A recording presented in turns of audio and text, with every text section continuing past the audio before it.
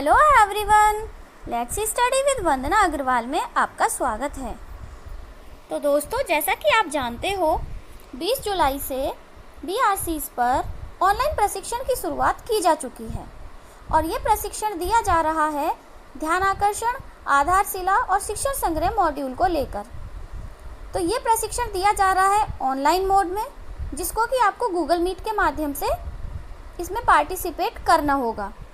तो जिन लोगों की ट्रेनिंग 20 को थी वो इसमें पार्टिसिपेट कर चुके होंगे और जिन लोगों की ट्रेनिंग आगामी दिनों में होने वाली है उनमें इस बात को लेकर बहुत अधिक उत्सुकता है कि आखिर इस ट्रेनिंग का उद्देश्य क्या है, ये जो ट्रेनिंग की जा रही है इसके प्रमुख बिंदु क्या हैं और इस ट्रेनिंग के दौरान हमें किन किन बातों का ध्यान रखना चाहिए। तो मेरी आज की वीडियो इन्हीं सब चीज़ों को लेकर है। तो 20 जुलाई से जो ऑनलाइन प्रशिक्षण शुरू किया गया है बीआरसीज पर, उसमें तीनों मॉड्यूल्स के साथ साथ जो मिशन प्रेरणा है हमारी यूपी गवर्नमेंट का, उसको आधारभूत लक्ष्य बनाकर इस प्रशिक्षण की शुरुआत की गई है। यानी कि वर्ष 2022 तक उत्तर प्रदेश को प्रेरक प्रदेश बनाने का जो सपना है उसी को लेकर इस प्रशिक्षण की शुरुआत की गई है। तो आइए सबसे पहले बात करते हैं कि प्रशिक्षण के दौरान किन बातों का ध्यान रखें।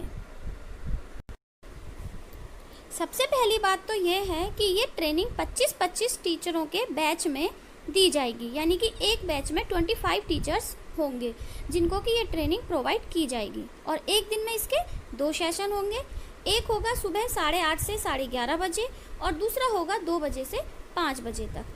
तो इसके लिए आपको गूगल मीट का एक लिंक प्रोवाइड कराया जाएगा जिसके थ्रू आप इस मीटिंग को अटेंड कर सकते हैं। अब इसमें ध्यान देने वाली बात यह है कि जिस बैच में आपका नाम है आप उसी बैच में और उसके टाइम के अकॉर्डिंग ही इस ट्रेनिंग को ज्वाइन कर सकते हैं, क्योंकि जब आप गूगल मीट पर जाकर इस ट्रेनिंग को अटेंड करेंगे तो आपसे आस्क टू ज्वाइन का एक आस्क टू ज्वाइन पूछा जाएगा। जब आप उस पर क्लिक करेंगे तो जो ट्रेनिंग देंगे वो इसके लिए अप्रूव करेंगे कि उन्हें इस टीचर को ये प्रशिक्षण में ज्वाइन कराने देना है या नहीं। तो वो सिर्फ उन्हीं को अलाउ करेंगे जिनका नाम उनके पास पहले से शेड्यूल्ड होगा कि इस बैच में इन टीचर्स का नाम शामिल है।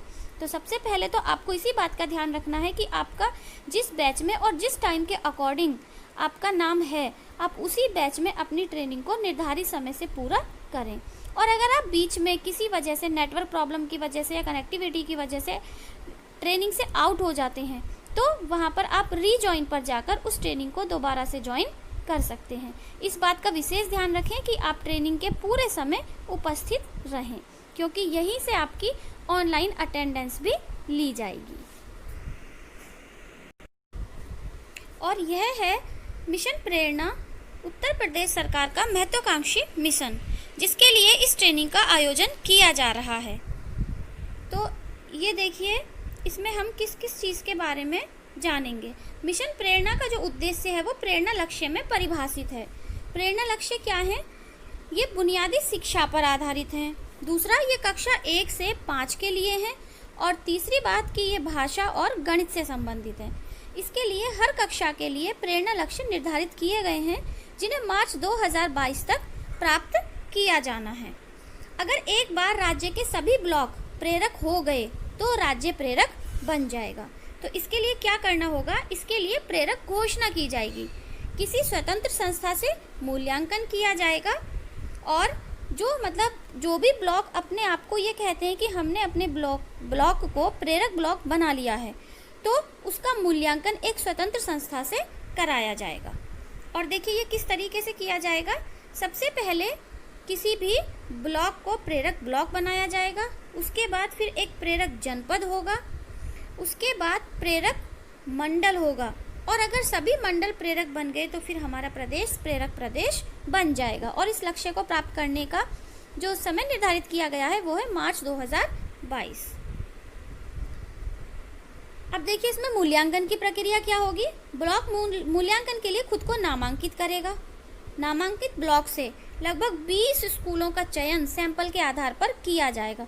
यानी रैंडमली किसी भी स्कूल को चयन कर लिया जाएगा और ऐसे 20 स्कूलों का चयन किया जाएगा। फिर उन 20 स्कूलों के सभी छात्रों का स्वतंत्र संस्था द्वारा मूल्यांकन किया जाएगा। और यदि इस मूल्यांकन में सभी छात्रों ने प्रेरणा लक्ष्य प्राप्त कर लिया तो ब्लॉक को प्रेरक घोषित किया जाएगा और फिर यही प्रक्रिया जनपद मंडल लेवल पर भी दोहराई जाएगी। इसके लिए प्रेरणा सूची, प्रेरणा तालिका और प्रेरणा लक्ष्य पर आधारित कार्य किया जाएगा। तो अगर आप इन सब के बारे में जानना चाहते हैं तो मेरे चैनल की प्लेलिस्ट में डिपार्टमेंटल पोस्ट में आप इन सब के बारे में जान सकते हैं। तो इसी पर आधारित ये ट्रेनिंग है। इसमें सबसे पहले प्रेरणा सूची के बारे में बताया जाएगा कि उसमें दक्षताएं दी हुई हैं और क्या बताया गया है। हर कक्षा के लिए 14 से 16 लर्निंग आउटकम है। लर्निंग आउटकम के आधार पर त्रैमासिक मूल्यांकन किया जाएगा और कक्षा 1 से 5 के लिए स्वतंत्र संस्था के माध्यम से मूल्यांकन कराया जाएगा। जो प्रेरणा तालिका है उसमें जो प्रेरणा सूची में दक्षताएं दी हुई हैं उन्हीं को अलग अलग लिखा जाएगा और उनके आगे यहाँ पर हम स्टूडेंट्स का नाम लिखेंगे और उसके आगे लिखेंगे कि किस स्टूडेंट्स ने कौन सी दक्षता को प्राप्त कर लिया है। इस तरीके से ये प्रेरणा तालिका हर कक्षा में लगाई जाएगी। तो जो ये प्रेरणा तालिका है इसमें लर्निंग आउटकम की उपलब्धि दर्ज की जाएगी और ये प्रत्येक छात्र के लिए प्रेरणा तालिका शिक्षकों द्वारा त्रैमासिक रूप से भरी जाएगी और इसको प्रमाणित करने का कार्य प्रधान अध्यापक का होगा। और जब ARP और डाइट मेंटर्स हमारे स्कूल में विजिट करेंगे तो वे सुनिश्चित करेंगे कि जो तालिका है वो भरी हुई हो और प्रधान अध्यापक के द्वारा प्रमाणित हो। अब इसमें तीनों जो हमारे मॉड्यूल्स हैं जिनको हम पहले ही पढ़ चुके हैं उनके बारे में मतलब उनको समराइज करके इस ट्रेनिंग में बताया जा रहा है।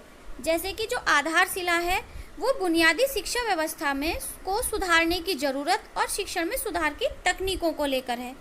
हिंदी और गणित से संबंधित लर्निंग आउटकम और उन्हें बच्चों को सिखाने के लिए किस तरह कुछ गतिविधियों का आकलन किया गतिविधियों को किया जाए और आकलन के तरीके बताए गए हैं। दैनिक, साप्ताहिक और मासिक स्तर पर पाठ्यक्रम को विभाजित कर पाठ योजना बनाना और कक्षा को व्यवस्थित करना। तो वहीं ध्यान आकर्षण के द्वारा जो मूलभूत दक्षताओं में पिछड़े बच्चे हैं उनके शिक्षण के लिए अलग अलग योजनाएं बताई गई हैं। क्योंकि जैसा कि आप सभी जानते हो कि सभी बच्चों का अधिगम स्तर एक जैसा नहीं होता। क्यों नहीं होता? क्योंकि हर बच्चा इंडिविजुअली डिफरेंस होता है। तो इसलिए क्योंकि इंडिविजुअली डिफरेंसेस पाए जाते हैं बच्चों में तो हर बच्चे का अधिगम स्तर अलग होता है। तो कुछ बच्चे ऐसे होते हैं जो जिस कक्षा में हैं उस कक्षा के अनुरूप उनका अधिगम स्तर नहीं होता। तो ध्यान आकर्षण मॉड्यूल में कुछ ऐसी टेक्निक्स की जानकारी दी गई है जिससे शिक्षक ऐसे बच्चों की मदद करेंगे उन्हें जिस कक्षा में वो पढ़ रहे हैं उस कक्षा के लर्निंग आउटकम तक पहुंचाने में। इसके अलावा जो तीसरा मॉड्यूल है शिक्षण संग्रह, प्रभावी शिक्षा संचालन के लिए उपयोगी रणनीति और योजनाएं इसके अंतर्गत दी गई हैं। इसमें शिक्षकों की आवश्यकताओं और व्यावसायिक विकास के लिए आवश्यक जानकारी, उपयोगी सूचनाएं और शैक्षिक संदर्भों का समावेश किया गया है। तो इस तरह से इन तीनों पर ही जो आधारित है यह प्रशिक्षण और इन तीनों मॉड्यूल्स के बारे में, प्रेरणा तालिका के बारे में, प्रेरणा सूची के बारे में और प्रेरणा लक्ष्य के बारे में आपको बताया जाएगा। तो मोस्टली टीचर इन सब के बारे में पहले से ही जानते हैं और इनको समराइज रूप से आप अपने ARP से इस प्रशिक्षण के माध्यम से समझ सकते हैं। तो मुझे पूरी उम्मीद है कि इस प्रशिक्षण को लेकर आपकी जो भी क्वेश्चंस होंगे वो अब क्लियर हो गए होंगे और आप बड़ी आसानी से बहुत ही जोश के साथ, उत्साह के साथ अपनी इस ट्रेनिंग को कंप्लीट कर पाएंगे। अगर आपको वीडियो पसंद आया तो कृपया इसे लाइक कर दें और अपने दोस्तों के साथ ज़्यादा से ज़्यादा शेयर करें।